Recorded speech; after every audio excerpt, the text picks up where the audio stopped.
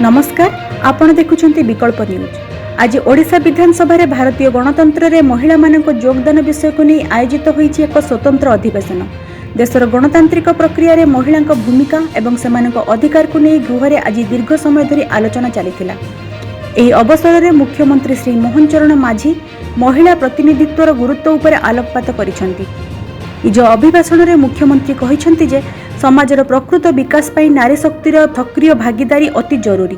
केवल भोट देबा पाई नुहे बरं शासनर मुख्य स्रोत रे रही निष्पत्ति नेबा पाई महिला मानकु आगे आसीबाकु हेबो।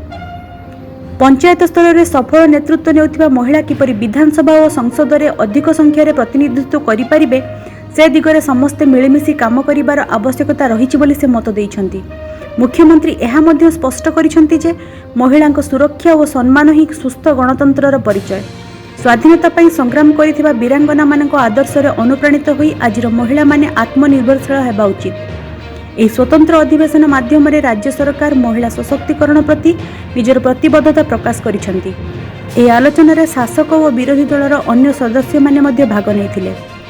ब्यूरो रिपोर्ट, विकल्प न्यूज।